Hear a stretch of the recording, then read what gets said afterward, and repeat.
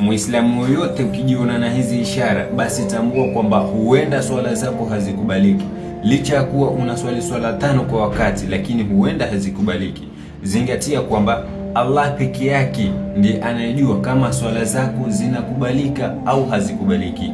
Maulama Ibn al-Qayyim rahimahullah kazitaja hizi ishara ili kama ukijipata nazo basi unarekebisha na sio njia ya kuwa uvunjike moyo na uache kuswali. Ishara ya kwanza akasema kwamba unaswali ile unakuwa kwenye swala, lakini akili yako haipo kabisa kwenye swala. Akili yako iko katika dunia, mwili wako ndio uko pale msikitini peke yake. Yaani hakuna chochote, huwazi chochote pale.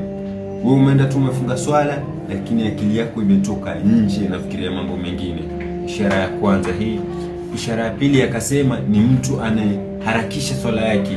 Yaani huna utulivu katika rukuu, katika sijda, huna utulivu. Yani wewe ukifika pale uko haraka haraka uondoka. Hata ile imamu tu akimaliza assalamu alaykum wa rahmatullah unasimama unatoka. Yani unakuwa na ile haraka, yani ukijiona na hizi ishara, kwa sababu muda mwingi ukiangalia ukiwa katika sujud pale ndio unanyenyekea zaidi kwa Allah subhanahu wa ta'ala, lakini wewe huna huo utulivu wa nafsi, wewe haraka haraka umeondoka.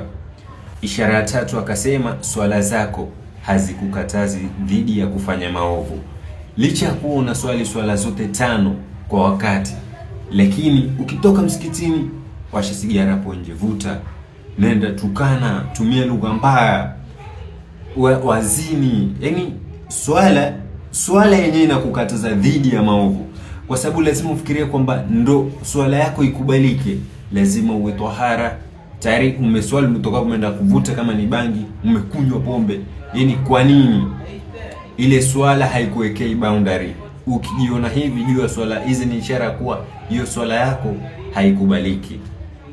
Ishara 4 akasema, yani unajikuta unachelewesha swala bila sababu yoyote ya maana. Yani pengine ulikuwa nyumbani uangalia movie, ile adhana ikadhiniwa ukaangalia mpaka kuna kimio, yani hakuna valid reason ambayo ya kufanya kuwa pale yani imekufanya usiende kuswali kwa jamaa. Yani uko tu ile, yani upo tu, kumeadhiniwa mpaka kuna kimiwa, yani wewe uko tu angalia movie, hata ushuli.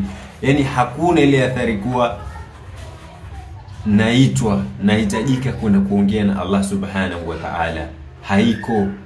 Ishara ya 5, yani unajionyesha katika swala. Huswali kwa ajili ni sheria kutoka kwa Allah subhanahu wa ta'ala, yani unakwenda kwa sababu mtu fulani anione mimi nimeswali, au labda wewe una tabia kuswali haraka haraka, lakini ukiona tu kuna watu pale msikitini ukaongeza ile khushu, tulizo, ukarefusha swala yako, ukatumia muda mwingi ili watu waone kwamba yeye waswali swala bora zaidi, lakini in real sense ni kuwa hapa wewe ni munafiki.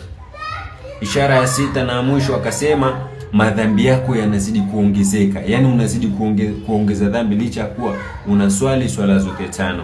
Wewe Muislamu, hakikisha unawasambazia Waislamu wenzako kama sadaqatul jaria, na unafollow kurasa huu kwa mafunzo zaidi, ili nao kama watajipata na ishara kama hizi basi wanajirekebisha. Assalamu alaikum. Hakuna mbora ni Allah subhanahu wa ta'ala peke yake.